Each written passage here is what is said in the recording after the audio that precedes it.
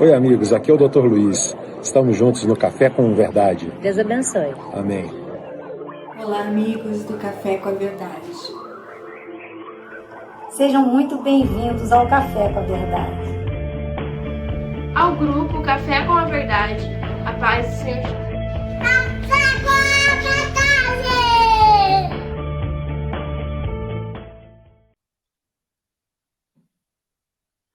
Amém, amém.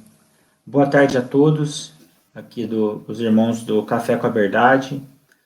Hoje estamos aqui em entrevista com o psicanalista Silvio, para a gente falar um pouco sobre o José, o perfil psicológico dele e a forma como vamos abordar o assunto também. Eu achei muito interessante, antes, conversando com o Silvio, porque a gente sempre lê a Bíblia de uma forma tendenciosa em relação aos heróis da fé, tendenciosa porque a gente tem dificuldade de enxergar as falhas deles, né, ou então alguns desvios psicológicos deles, né. Até preguei sobre Davi e Absalão esses dias, comentando as falhas, os erros de Davi, né, e agora vamos fazer isso com José, né. Eu particularmente, sempre li José, eu nunca tinha visto, né, algum desvio dele, mas hoje acho que vai ser bem legal para os irmãos ouvirem aí, e que Deus nos abençoe hoje, que seja uma bênção essa entrevista. Silvio, pode fazer os seus comentários iniciais, e aí a gente começa. Então, Rodrigo, quando a gente olha a partir do capítulo 37 de Gênesis, a gente começa com a história de José, né? E vai até o final do livro de Gênesis, falando sobre José e a sua família. Tem a parte histórica que a gente vê aqui, mas tem uma parte familiar que a gente começa no capítulo 37. Se a gente se deter a alguns detalhes, a gente já começa vendo como era essa família de Jacó. Você falou para fazer inicialmente, então eu gostaria de falar um pouquinho, para a gente contextualizar sobre Jacó, que é o pai de José. Jacó tinha então, uma família muito grande, né? Uma família poligâmica. José tinha 2 esposas, né? Nós sabemos disso na Bíblia. Ele tinha Raquel e Leia, e tinha duas amantes, vamos colocar como um português mais claro, concubinas, como a Bíblia diz. Na verdade, foram 2 escravas das esposas de Jacó que tiveram filhos com ele. Então, era uma família constituída de 12 filhos, 4 esposas, uma família grande, e havia um conflito ali naquela família. E aí, a partir do capítulo 37, no versículo 2, já apresenta José, né? Com 17 anos, apacentando os rebanhos junto com seus irmãos, e ele acompanhava os filhos de Bila e de Zilpa, que eram justamente essas 2 concubinas do pai dele. Tiveram filhos com ele. E aí, no versículo 2, a gente vai olhar, né, e isso a gente não pode passar despercebido. E ele trazia más notícias dele ao seu pai. Vamos traduzir isso. Na verdade, José era... Eu posso dizer que José era um menino mimado, porque a Bíblia me dá esse respaldo. No versículo 4. Vendo, pois, seus irmãos que o pai o amava mais do que a todos, e até também diz que o próprio José fez uma túnica colorida para José. Então, Jacó. O próprio, isso, exato. Jacó, o pai, né, fez uma túnica para José, e isso causou muito ódio, causou ódio no coração dos irmãos. Não só isso, mas também o fato dele entregar os seus irmãos. Tudo que os irmãos faziam de errado, ele entregava para o seu pai. Aqui, Rodrigo, que a gente já começa a perceber aí a dinâmica familiar. Ele era o querido do pai, não tem dúvida nenhuma, a Bíblia já nos declarou isso, e para que isso acontecesse, ele trazia a má fama. Vamos falar o português claro, né? Ele fazia fofoca dos seus irmãos. Essa é a verdade. Ninguém pode dizer que a Bíblia esconde a personalidade dos grandes heróis da fé, de forma nenhuma. A Bíblia está mostrando aqui uma personalidade de um garoto mimado, de 17 anos. Viu, Silvio? O que eu achei interessante aí é que ele poderia amenizar a situação, né? Em vez de piorar a situação em relação ao seu relacionamento com os irmãos, ele poderia dar uma amenizada, né? Conversar com os irmãos, ter um relacionamento bom com os irmãos, explicar as coisas ruins e as coisas boas, filtrar bem o que estava trazendo para o pai, né? De uma forma... não trazer de uma forma bruta, mas dar uma filtrada, né? Ele poderia ter feito isso, né? Ele poderia ter escolhido isso. Isso é fato, né? Se a gente pegar para essa parte e aplicar na nossa vida, sim, ele poderia. Mas ele já tinha feito a sua escolha, né? Ele tinha os seus ganhos de ser o escolhido do pai, né? Numa dinâmica familiar tem muito disso, Rodrigo. Tem o pai escolher um filho em detrimento a outros, tratar melhor. Tem as consequências disso também, né? E a gente vai ver aí as sérias consequências desse relacionamento aí que Jacó tinha com José e, ao mesmo tempo, José com o seu pai Jacó. Se a gente continuar vendo o texto, a gente vai encontrar no versículo 3 que eles odiavam a José. Eles odiavam, toda vez que José contava algo errado que eles faziam, o ódio aumentava. E mais ainda porque viam ele com aquela túnica colorida, diferenciada dos demais. E para piorar, como você falou, para piorar esse relacionamento, José aí teve um sonho. E ele relatou esse sonho para os seus irmãos. E aí a própria Bíblia diz que odiavam ele mais ainda, porque ele disse assim, ouve esse sonho que eu tive, quero contar um sonho para vocês.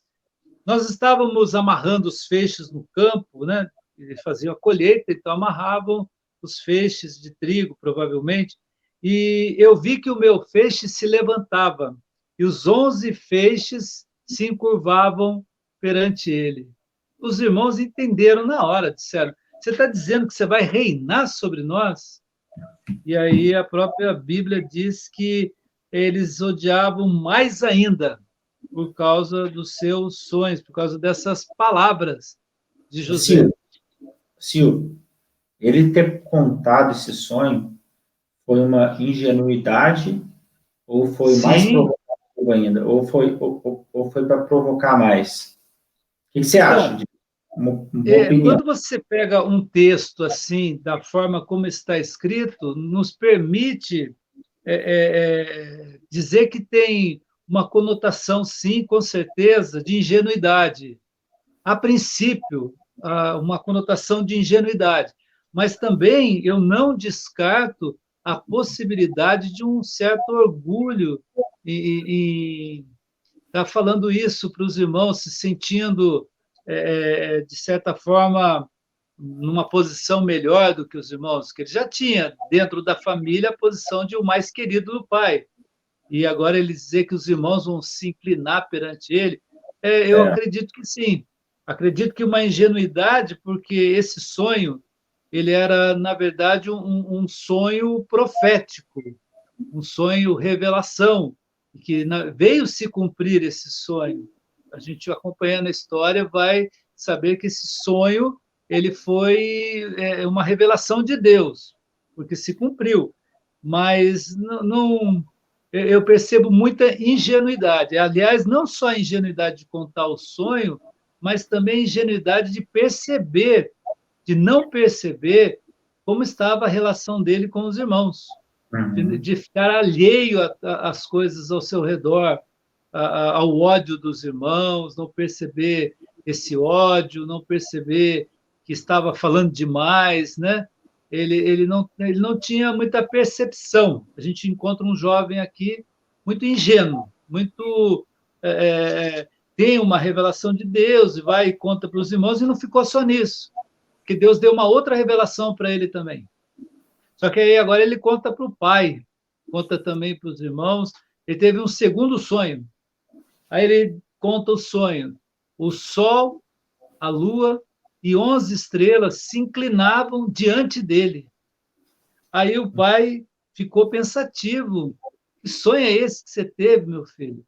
Quer dizer que eu, a sua mãe e os seus irmãos vamos se inclinar perante você? E aí a Bíblia diz aqui que o pai ficou pensativo e os seus irmãos começaram a ter ciúmes dele. Aí já é um outro sentimento que começou é isso que chama atenção. Os irmãos agora o odiavam, estavam enciumados dele. E agora é interessante que, olha o que você falou, falta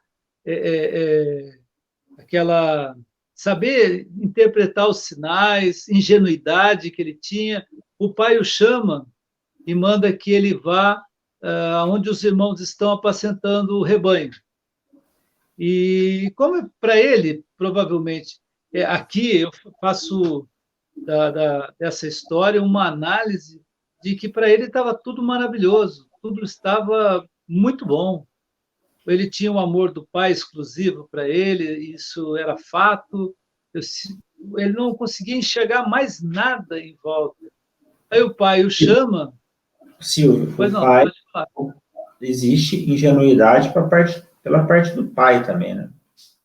Sim, sim, com certeza. O pai não sabia que com esse tratamento de forma diferenciada, ele poderia estar influenciando o relacionamento entre eles de uma forma muito ruim. O pai não tinha ideia do que ele estaria fazendo. Então, aqui eu pego como... Não dá para a gente ter uma relação sem saber exatamente o que a gente está fazendo. Uma relação superficial, familiar, uma relação de preferência. Nada, tudo tem uma consequência. Essa escolha que o pai fez, que Jacó fez, de José ter aceitado, José ter sido ingênuo de contar já seus sonhos, aumentar o ódio, o ciúme dos irmãos e não perceber. O que a gente vê aqui é que ele não percebeu absolutamente nada, achou que estava tudo bem. E aí o pai chama ele, vai lá onde seus irmãos estão e traz, olha o que a Bíblia diz, traz notícias dele para mim. Lá vai o José de novo ir lá se informar como estava a situação para ver o que trazia para o pai de novo. A Bíblia não esconde isso. O que é interessante, as fofocas. O que é interessante, Rodrigo, é exatamente a Bíblia não esconder essa faceta da personalidade. E ele vai lá, ele vai, claro que sim, o pai está mandando, né? E ele vai. E quando ele chega no local, ele não acha os irmãos, ele pede informações, alguém sabia onde os irmãos estavam, e ele vai até o local. Quando ele chega lá, os irmãos olharam com um olhar já de crítica e já conspiraram, segundo aqui as palavras da Bíblia, conspiraram para o matar. Você veja só, aqui eu penso comigo, né? Como a ingenuidade às vezes nos faz tolos, né?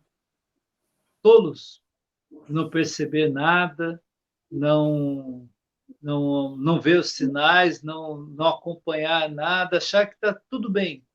Será que a gente gostaria que estivesse tudo bem, né? O José provavelmente sim. Poxa, estava tudo bem, estava com a túnica, já ia cumprir mais um mandamento do pai, o pai o determinou para isso, ele ia cumprir a vontade do pai e vai lá. Aqui a gente não pode espiritualizar nada, Rodrigo. Aqui a gente pode olhar e ver que é um relacionamento familiar truncado, um relacionamento familiar cheio de ódio, de ciúmes, de ingenuidade. Vou passar, Silvio, para todos, que a gente está fazendo somente uma análise psicológica, a gente não está fazendo nenhum detalhamento espiritual e nem profético, é só a parte psicológica. Não, então, é interessante que da parte profética, ela coexiste com a parte da personalidade da pessoa. Porque no momento em que houve a revelação profética, espiritual, Deus ter dado 2 sonhos para ele, isso não muda nada. Isso não mudou a personalidade de José. Ao ter os 2 sonhos que foram proféticos, não mudou absolutamente nada na personalidade de José. Ele continuou ainda com a mesma intenção, foi lá para obter notícias, para ver os erros dos irmãos, trazer para os pais, porque é o que a Bíblia diz aqui no início. A gente não vê nenhuma transformação, nada de espiritual, apenas ele tinha assim, um sonho que Deus colocou na vida dele, Deus deu 2 sonhos para ele, deu esses sonhos para que ele, então, soubesse o que iria acontecer no futuro. Um sonho de profético, um sonho revelador. E agora ele chega no local, os irmãos estão conspirando para matá-lo. E os irmãos realmente eles lançaram ele, conforme diz aqui, numa cova. E ficaram pensando, o que nós vamos fazer com ele? Vamos matá-lo. Aí o mais velho, o Rubens, que queria livrar o José da mão dos irmãos, ele disse, não, lança ele na cova e vamos dizer que um animal o matou. E aí Rubens disse, não vamos tirar a vida dele, não. Então ficou aquele conflito entre os irmãos também. Mata, não mata, alguns eram favoráveis a matar, Rubens dizia que não era para matar, e Rubens estava tentando mexer com o lado sentimental, o lado familiar. Ele é nosso sangue, não faça isso com ele, não. Vamos lançar no deserto. E é o que a gente vê aqui, é um conflito grande. É muito ciúmes, né? Eles também talvez se sentiam menosprezados por José. Você pode ver aqui que tinha ódio, tinha ciúmes. Silvio, eu já vi alguns fatos que eu acho que é muito parecido com esse. Vou citar 2 fatos. O primeiro aconteceu esses dias de um guarda municipal ter problema com um grupo de jovens em relação ao uso de máscara. E por ter muita gente em relação aos jovens, se fosse um jovem só seria diferente, mas muitas pessoas juntas parece que aflora uma violência maior do que se fosse uma pessoa só. E aí aflora a covardia, mas uma violência maior. Eu assisti também, eu vou citar uma coisa até assim, muito simplória. Eu estava assistindo um dia esses programas de animais, né, na África, e aí tinha um filhote no meio de leões jovens. E eles começaram a brincar com o filhote, brinca ali, brinca aqui. Aí teve um que já machucou um pouquinho, aí o outro vem e machuca mais, aí de repente veio uma destruição e mataram o filhote. Então, eu queria só citar um exemplo que me parece que se tivesse só um dos irmãos, ou só 2, nada disso teria acontecido. É porque tinha mais pessoas envolvidas. Aí eu percebo, não sei você, que a violência ela é maior, né? Sim, é interessante o que você está falando, porque a gente vê isso aqui na característica dos irmãos deles, né? Tem um que quer apacentar, outro já quer... Não, tem que matar assim. Isso é muito de certa forma, demonstra como que nós reagimos frente à violência, né? A violência é uma tentativa de destruir aquilo que está me prejudicando.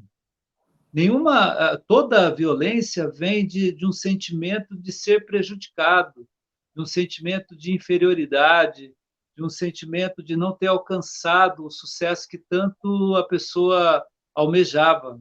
A violência, ela é uma expressão de uma derrota. A violência é uma expressão de constrangimento. É o que a gente vê aqui. Eles querem destruir José porque eles disseram assim: e vamos ver como ficam os sonhos dele. Ou seja, aquele sonho, o que eles disseram aqui com todas as palavras, que estava incomodando eles era esse sonho deles, ele vai ser melhor do que nós sempre. Então, se a gente destruí-lo, quero ver o que vai ser desse sonho dele. Uhum. Então, a violência sempre precede a questão de não estar confortável com o sucesso do outro, com o bem-estar do outro. Quando você citou a natureza aí, a violência está em todos nós. A violência está em todos nós. De certa forma, cabe a nós contê-la ou dar vazão, né? Foi o caso aqui dos irmãos. Então, ficaram lá, enquanto José está na cova, foram comer, foram pensar o que vão fazer a respeito disso. Aí Judá, aí cita o nome de um outro irmão de José, Judá viu uma caravana de ismaelitas que desciam para o Egito, e Judá teve a ideia, né? Não vamos matá-lo, não, vamos vendê-lo. Você vê, a violência em diversos níveis. Tem a violência de deixá-lo numa cova, a violência de matá-lo, ou então de vendê-lo. É um outro tipo de violência também, né? Eles exatamente não sabiam, eles não estavam concordes entre eles o que fazer com José. Mas o que eles queriam é eliminar uma possibilidade de que aquilo viesse a acontecer. Aquele irmão falador, sonhador, querido do pai, tanto que eles tinham tanto problema com ele ser querido com o pai, que eles tiraram aquela capa dele. Você percebe isso? O simbolismo nisso? Tiraram a capa dele e jogaram ele sem a capa. Ou seja, o que incomodava é vê-lo com a capa, incomodá-lo vê-lo sendo próximo do pai. Imagina, uma família de 12 filhos, a dificuldade que era para falar com esse pai, né? Eu costumo brincar, né? E acho que posso fazer isso, é dizer, tinha que pegar senha para falar com esse pai, né? Imagina, 12. Com certeza. 12 filhos, e aí o José tinha passe livre, né? José chegava para o pai. Então, aqui eu vejo um drama familiar, típico. Um drama familiar com uma pitada aí de grande... assim, muito ódio, né? Violência, tentativas de destruir aquilo que incomoda, né? E aí o que acontece? Venderam o José por 20 moedas de prata. Alguns gostam de comparar, né, Jesus sendo vendido, apesar que Jesus foi vendido por 30, né? Mas José não é, foi por 20. Mas não é o nosso alvo, né, hoje. Não, é que, na verdade, tem muita coisa para a gente aprender aqui da parte, eu posso dizer, da parte espiritual, da parte de desenvolvimento, da parte de aprendizado que toda essa história aqui nos faz pensar. Aí José agora foi vendido para os ismaelitas que desceram ao Egito, só que agora eles pegaram a túnica de José, mataram um animal e mancharam a túnica de sangue para levar para o pai, né? Para Jacó, para dizer, olha, um animal, isso aqui é do seu filho. Ó. E aí o Jacó já teve a resposta, né? Um animal deve ter despedaçado ele morreu, e tentaram consolá-lo, mas ele não quis ser consolado, porque o filho preferido dele havia morrido, E aí os próprios ismaelitas venderam José no Egito a Potifar, oficial de Faraó, comandante da guarda. E aí a gente vai encontrar, a partir do capítulo 39 aqui de Gênesis, uma outra história também interessante, da forma como Moisés escreveu sobre José. Ele vai mostrar uma personalidade de José agora, não mais frente a todo aquele mimo, aquele carinho do pai, mas vai mostrar um José tendo que, em outras palavras, tendo que se virar, tendo que agora viver a vida dele. Ele era escravo agora, passou de filho mimado para escravo, uma condição bem ruim. Mas, interessante aqui que agora vem um lado positivo, que já estava na vida de José, faz parte da personalidade de José. Primeiro, a gente vê aqui também que Deus estava com José, isso é interessante. A gente olha e vê que a Bíblia está dizendo que tudo isso não ficou alheio a Deus, esse fato, essa situação toda não ficou alheio a Deus, Deus estava com ele, mas o que a Bíblia mostra também é que ele tomou uma decisão. Ele está lá na casa de Potifar, que é o chefe da guarda, e lá ele tomou uma posição de trabalhar. É uma escolha também, entre outras que ele poderia ter, igual você no começo falou sobre as possibilidades que nós podemos ter frente às situações. Uma situação como essa, muitas pessoas, quando estão numa situação difícil, complicada, tomam outros rumos para a sua vida, como, por exemplo, se vitimizam, aí ficam paralisadas. José não, José se apoiou no que ele tinha, e ele tinha um talento, e foi descobrir o talento administrativo. A Bíblia diz que tudo que ele punha a mão prosperava, seja na casa, no campo de Potifar, e Potifar viu essa habilidade nele. Ele era uma pessoa que trabalhava com destreza, era empenhado no que fazia, era um bom administrador. Já é um fato que a gente está vendo aqui, que Deus está com ele, mas ele está fazendo o trabalho dele ali, ele está empenhado em fazer o trabalho dele, e ele passa a ser o mordomo da casa de Potifar. Ele ali administrava tudo, conforme está no relato da Bíblia, que o Potifar só sabia do pão que ele comia, mais nada. Tudo estava na mão de José. José tomava conta de toda a casa dele. E aí vem uma outra, a gente pode ver que vem uma outra experiência para a vida de José. Ô, Silvio, eu queria fazer a colocação de o seguinte: ele sai de um filho mimado, sem ter nenhuma experiência com outros relacionamentos, e você falou da parte positiva administrativa dele, mas ele aflorou nele também, com certeza, a parte de relacionamento, que não se via muito antes dele ser vendido, né? Porque não teria como ele crescer na casa de Potifar somente com uma boa administração, né? Ele, com certeza, ele era articulador, ele era envolvente, ele tinha essa coisa de se relacionar e de trazer a pessoa para ele, para as ideias dele, né? Sumiu um pouco a palavra aqui de como uma pessoa é, assim, persuasiva, né? Sim. É interessante porque a Bíblia ela diz que Deus era com ele e tudo que ele fazia prosperava, né? Não dá muitos indícios, mas dá indícios dessa boa administração. E o que surge aqui para nós, quando a gente continua no relato, é que ele tinha também uma característica física, ele era um jovem bonito. Aham.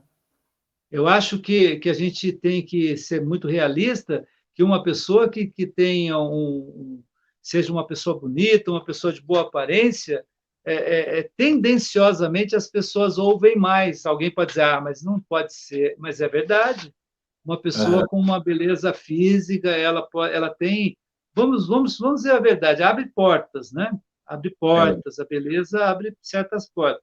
E abriu porta da cobiça, no caso aqui da esposa do Potifar.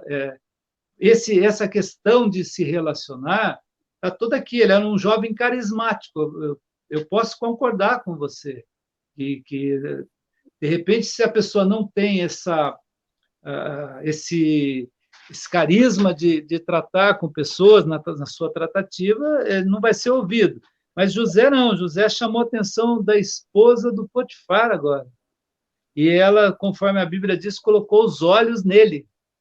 Aqui é uma situação totalmente diferente também para esse jovem, né?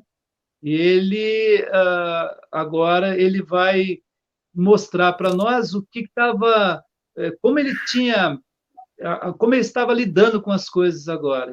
Aqui agora a gente não pode negar que ele se apegou com Deus. Isso é uma coisa interessante aqui. Ele se apegou com Deus, com a forma como Deus deseja que nós nos comportemos, né? E ele diz não para a mulher. Ele consegue dizer não, interessante. Ele agora assume, né? Não, eu não posso fazer isso. O Potifar me colocou como mordomo, ele não sabe de nada. A única coisa que ele me vetou, que ele disse que eu não posso ter, é você, que é a esposa dele, né? E aí você diz assim, o que ele está dizendo com isso? Ele está dizendo, no ponto de vista assim, que ele não está negando, que se Potifar não tivesse dito nada, Deus também não tivesse dito nada, ele não iria. Mas ele disse não, ele tinha uma censura que o guiava, ele tinha um aspecto moral que o guiava, o certo e errado. Isso é errado, então eu não vou fazer. Interessante essa forma dele enxergar a vida, de ir pelo certo e errado. Porque tem pessoas que sabem que está errado e faz o errado mesmo assim, achando que não vai ter consequência. Você, como psicanalista, você entende isso como um aspecto e um evento moral vindo da infância de José? Sim, provavelmente um forte ensino de Jacó quanto ao aspecto moral das leis de Deus para Jacó, provavelmente os outros filhos também. A gente vai ver no decorrer da história que eles também tinham alguns aspectos de moralidade, fidelidade, de como agir com dinheiro. Estava ali plantado na cabeça deles, como educacional, como processo educacional, sim. E o temor de Deus também.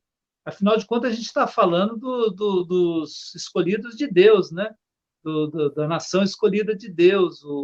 Ele vinha de uma família de pessoas crentes, né? O crente Abraão, né?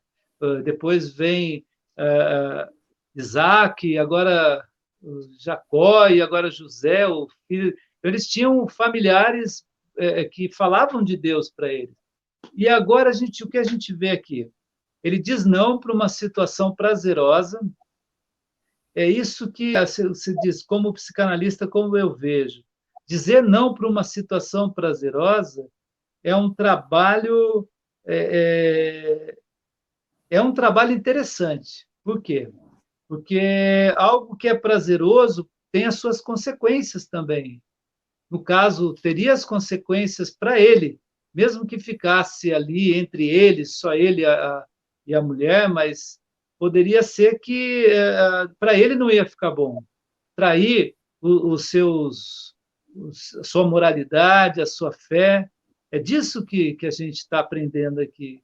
Que existem momentos que você tem que dizer não para algo que é prazeroso, porque ninguém vai dizer, ninguém é responsável por isso. O responsável por dizer sim ou não frente às as coisas da vida, oferecidas pela vida, é você. José disse não, ele, tá bom, e por vários dias, não foi uma vez só, né? Ele disse não várias vezes, até que ela investiu de uma forma com que ela conseguiu segurar as roupas dele. E ele saiu correndo da casa, não tinha ninguém na casa, e ele agora não conseguiu sair com as roupas, a túnica dele, ela conseguiu puxar as roupas que eles usavam, né? E agora ele está num grande problema. Aí começa um grande problema. É isso aqui, Rodrigo, que a gente também começa a perceber. Eu entendo que o seu canal, entendo que a sua finalidade é alertar as pessoas para terem responsabilidade consigo mesmo. Responsabilidade moral, responsabilidade com o que faz, com o que fala, com o que vive. E é justamente isso que acontece com José. Ele diz não, ele agora está numa situação complicada, porque a mulher, ela agora está com a roupa dele na mão, começa a gritar, dizendo que ele tentou seduzi-la, isso chegou até Potifar. Mas eu encontro aqui uma situação interessante, e acho que quando você disse que José era bom de relacionamento, eu concordo com você, porque ele tinha um bom relacionamento com Potifar. Uma ação dessa aqui, a esposa denunciando que um escravo tentou seduzi-la, eu acredito que era pena de morte. Você concorda comigo ou não? Eu acho que ali já foi realmente esse bom relacionamento que ele tinha com Potifar pesou. Você concorda comigo? Concordo, sim. Na forma de Potifar apenas mandá-lo para a cadeia. É isso mesmo. Que Potifar fez.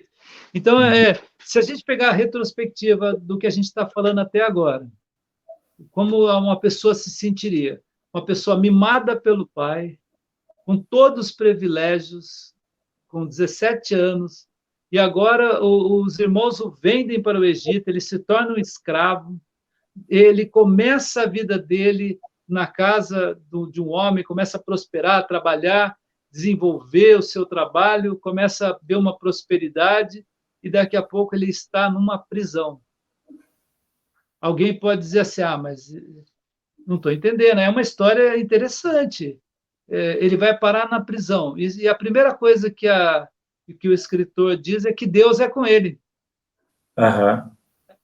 Não é contraditório se você olhar e falar assim, espera aí, eu estou dizendo contraditório olhar se a gente pensar do ponto de vista da teologia da prosperidade, que seria dizer, tudo dá certo para aquele que está com Deus. De fato, nesse sentido, eu concordo com a teologia da prosperidade.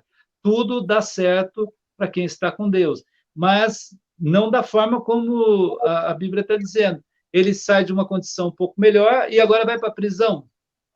Mas eu encontro um José com um pensamento bastante já estruturado.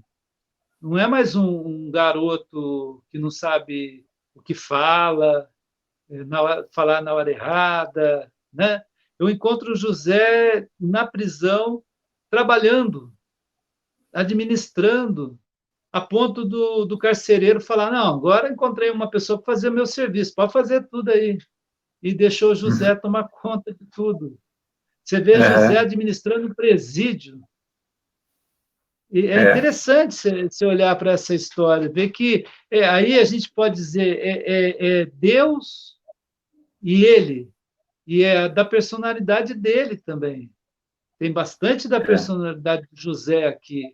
Determinismo, tem aquela questão de acreditar, não se vitimizar também, né? Não cair na depressão.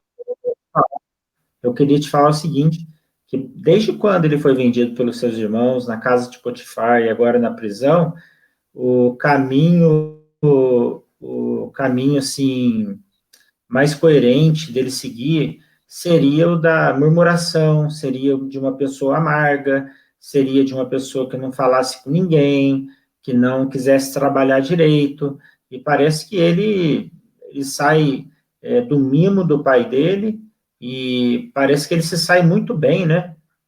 Porque só aconteceu coisa ruim. E mesmo assim, ele sai muito bem, parece que ele tinha na mente dele uma coisa assim, por exemplo, mesmo se acontecer o pior, eu vou fazer o meu melhor, né? Sim, é um exemplo positivo, esse é o lado positivo. Enquanto a gente inicialmente apresenta um lado negativo, agora a gente encontra um lado positivo, evidente. Esses dois acontecimentos, tanto na casa do Potifar quanto na prisão, são lados positivos de José, são maneiras de enxergar a vida de forma coerente, realista e não se deixar se abater pela situação, mas aproveitar a situação para produzir, para se sentir útil, porque, em geral, é justamente aí que está a questão das doenças mentais, né? A pessoa se abater com a situação, não reagir frente à situação. Tudo bem disso. Se a situação se instaura na sua vida, você não reagir, não se levantar, não fazer o que é possível ser feito, né? Para José era possível, vou continuar trabalhando do mesmo jeito. Eu vejo José acreditando na sua inocência, acreditando na sua inocência. E as pessoas acabam achando que, por não receberem tudo que acham que merecem, são culpadas. Eu vejo José de bem com ele, e eu coloco aspas aqui, tá? Porque tinha muita coisa mal resolvida e a gente, na continuidade, você vai querer fazer em 2 vezes, né, Rodrigo? Porque... sim, a gente está com 41 minutos e eu acho que... Exato, e não conseguimos chegar ainda, só chegamos no momento em que está preso ali, né? E tem muita coisa interessante ainda. O desenrolar agora, eu acho que é fundamental, né? Acho que é fundamental. Sim. A gente devia dividir em parte 1 e parte 2. Sim, eu também acho, porque a gente conseguiu mostrar um início, né? Da vida, o modo como ele enxergava a vida, o modo que ele está aprendendo a enxergar aqui nesses 2 momentos lá no Egito, um momento na casa de Potifar, em que ele tem que lidar com os aspectos da moralidade, os aspectos de valores, e aí depois ele lá na prisão. Agora a gente vai, na próxima oportunidade, falar um pouquinho do que ele aprendeu ali na prisão também, e depois a gente vai ver que fora ali da prisão, como as coisas ainda estavam dentro dele para serem resolvidas, porque é justamente nisso que eu queria que todos nós pudéssemos atentar. De alguma forma, trabalhar, focar no trabalho. Eu acho que, para terminar hoje, eu queria falar sobre isso. Focar no trabalho, até parece muito contemporâneo isso, né? Quando alguém está com alguma questão mal resolvida, o conselho que se dá, né? Não que eu dê conselho, eu só reproduzo o que os outros falam, né? Eu não dou conselho. Foca no trabalho, foca no trabalho que tudo dá certo, né? É uma tentativa moderna, né? Na pós-modernidade, muitas pessoas focadas no trabalho, para esquecer dos outros problemas que ainda não estão resolvidos. Nós encontramos aí essa fase de José, focado no trabalho. Então, eu acho que é bem atual isso, né? É muito atual. A Bíblia, ela é um livro que ela tem uma particularidade de traduzir o passado e o presente e o futuro, no sentido de que ela está falando de um ser humano, de uma humanidade, e ela não esconde aquilo que está dentro da mente humana. Essa é uma grande particularidade da Bíblia, né? E mostra aí o José sobrevivendo e ao mesmo tempo, sobrevivendo, eu acho que essa é a palavra, sobrevivendo. Nós vamos encontrar aí a solução, tudo isso a Bíblia vai nos dar, mas no nosso próximo encontro, né, Rodrigo? A gente dá continuidade a partir da prisão do José, e é dali que surge uma oportunidade, né? É lá da prisão que surge uma oportunidade, e José aprendeu, eu vejo José aprendendo a aproveitar a oportunidade. É disso que nós vamos falar aí no próximo encontro. Espero que a gente consiga, né, no próximo encontro, finalizar, né? Espero que a gente possa finalizar, mas porque é muito... Eu acho que no próximo encontro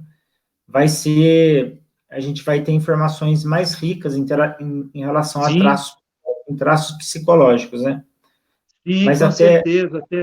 Até então, sim, as informações são bastante superficiais, mas a partir daqui tem informações importantíssimas. Mas mesmo mostram... eu acho que até aí não teve nenhum indício dele ter guardado mágoa ou rancor. Depois a gente vai ver isso e vai ver que é diferente. Será? Mas aí eu pergunto, será? Mas é muito simplista a gente dizer, ele não tinha mágoas. Aí eu pergunto, será? Então, vamos mas acompanhar, né?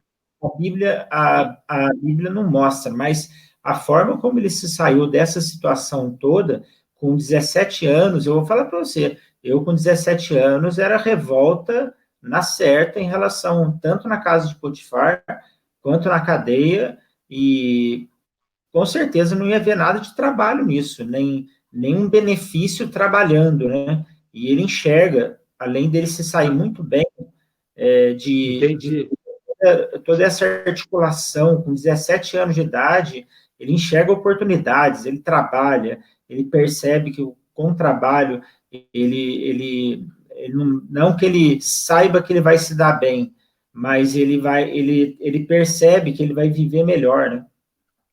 Rodrigo, eu enxergo como um mecanismo de defesa. Por quê? Porque ele poderia se revoltar, que também seria um mecanismo de defesa. Ele escolheu focar no trabalho como um mecanismo de defesa. Mas aquela situação com os seus irmãos não está nada resolvida. O fato de não falar da situação,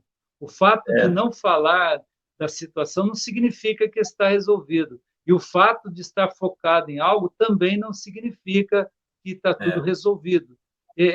A agressividade, Rodrigo, só para a gente terminar, ela pode ser em função dos outros, é o meu sadismo. Mas se eu não consigo ser agressivo com os outros, eu posso ser masoquista. Eu não consigo ser sádico, eu sou masoquista. Então, eu posso tentar esquecer. Nós vamos encontrar todo esse perfil traçado na história dos próximos capítulos aqui da Bíblia, de Gênesis. Um perfil que vai nos mostrar que não está nada resolvido, não. E vai mostrar também como fazer para resolver. Isso é que é legal. Não vai só, a Bíblia não só mostra o fato em si, mas a solução que foi dada ali. E a solução que o próprio José encontrou. Ele teve que tomar uma atitude com ele mesmo para poder resolver essa situação. Como se chama psicologicamente essa máscara que ele coloca para a Bíblia não colocar nada em relação ao seu rancor, né? Quando a pessoa esconde algo, quando a pessoa não deixa aflorar algo, tem algum termo psicológico? Eu lembro que tem, mas eu não lembro o termo que é usado. Você lembra, não? Você está dizendo que quando a pessoa ela esconde, a gente tem um termo bem popular, bem conhecido, que é o recalque. Recalque. Tinha todo o seu problema recalcado, escondido dele. Toda aquela mágoa, toda aquela questão do passado estava totalmente recalcado para ele, que é quando a gente diz assim, eu me esqueci, já não estou lembrando mais. Mas esse é um assunto que a gente precisa continuar nessa história para mostrar esse mecanismo de recalque que a Bíblia mostra para nós aí. A gente precisaria de mais tempo para que quem está nos acompanhando pudesse entender de forma bem simples do que nós estamos falando aqui, desse mecanismo aqui. Eu precisaria dar continuidade no texto bíblico, na história, para mostrar justamente nos momentos em que ele expressa. É na expressão que nós encontramos aquilo que a pessoa, do sofrimento da pessoa. É na fala, conforme a psicanálise diz, é que está o sofrimento da pessoa. E aquilo que nós vamos encontrar na fala de José. Eu queria fazer mais uma observação aqui, que é muito difícil alguém fazer um perfil psicológico dos heróis da fé, tanto para o bem, tanto positivo quanto negativo. Até ontem eu estava falando do Salmo 139 de Davi, que ele vem falando que o Senhor, ele sonda, que o Senhor fica sempre com ele, no deitar, no levantar, que ele foi escolhido no ventre da mãe dele. É um salmo maravilhoso. Aí, de repente, no salmo, aparece um versículo assim: mas eu odeio com ódio de todo o coração os seus inimigos. Então, você vê que é uma variação de humor, sei lá, uma bipolaridade, um negócio meio esquisito, assim, né? Sim, é do humano. É do humano, exatamente. Ela não esconde isso, só que é muito difícil para as pessoas lerem e entenderem assim, pô, o cara viajou no Salmo, mas não, é coisa do homem, a Bíblia não esconde, e muitos salmos, se você levar como doutrina, então, por exemplo, tem um salmo que fala assim: felizes aqueles que derem com seus filhos nas pedras. Então, é uma coisa assim horrorosa, mas é o coração, o sentimento do salmista que é expressado. É forma poética, né? Forma poética de se expressar. Não está dizendo que literalmente você deva matar seus filhos jogando ele nas pedras, mas está dizendo que você os estaria livrando se você fizesse isso. É mais ou menos tem que ter um entendimento, na verdade, porque tem livros poéticos. Aqui, por exemplo, é uma história. É uma história, e ela traça, sim, com certeza, a gente traça o perfil através do próprio relato. Você não precisa fugir do relato. O próprio relato você se vê ouvindo os relatos de José. Ele vai fazer alguns relatos aqui, ele vai trazer esses relatos dele, as suas expressões, e a gente vai encontrar as dificuldades que ele tinha para lidar com os traumas, com o trauma, né, em si, e com os traumas, porque agora, Rodrigo, você há de convir comigo que ele não tem apenas o trauma dos irmãos o terem vendido ao Egito. Ele tem também o trauma de ser difamado pela mulher de Potifar, ser injustamente colocado na prisão. Aumentou, né? Aumentou. A cota do trauma aumentou. Então, Silvio, da minha parte, a gente está com 52 minutos aí, por enquanto a gente viu o José, como você disse, recalcando a mágoa, Sim. de outra forma se saindo muito bem na vida, né? Se saindo muito bem com os obstáculos, com situações horríveis que ele passou injustamente. Sim. Apesar de ter sido mimado, apesar de ter sido ingênuo, ele foi injustamente tanto com os irmãos, tanto na casa de Potifar, e agora sendo preso. Eu acho que esse é o resumo, por enquanto, da parte 1. Aí, se você quiser acrescentar alguma coisa... É por aí, é porque eu olho já, vejo a história dele lá na frente, mas, ao mesmo tempo, fazendo essa retrospectiva, eu queria dizer só o seguinte: é muito mais fácil lidar com as situações com os outros do que lidar com nós mesmos. Lidar com nós mesmos, essa é uma situação de desafio. E aí eu gostaria, né, de, na próxima, mostrar para os seus ouvintes do Café com a Verdade como lidar consigo mesmo. Tá? E a Bíblia nos ensina isso daí, com essa história. Tá bom, Rodrigo? Amém. Amém. Ficar Então, por pessoal, aqui. na próxima eu vou avisar os irmãos aí, eu consigo, olhando para a história e os detalhes da história, psicologicamente vai ser bem legal, bem intenso mesmo, então não perca a parte 2, não percam a parte 2. Isso é para a gente poder aprender juntos aí o que fazer e o que não fazer, né? Eu acho que é interessante isso. Eu quero te agradecer em nome do canal, por mais uma vez colocar o seu tempo à disposição do canal, à disposição da palavra de Deus, à disposição daqueles que ouvirão a entrevista, que se identificarão com a entrevista. Então, muito obrigado. Amém? Amém. Obrigado você, Rodrigo. Estamos aí à disposição para a segunda parte. A gente vai combinar aí para fazer com o seu canal, tá bom? Fica com Deus. Um Amém. ótimo final de tarde aí para todos. Para você também.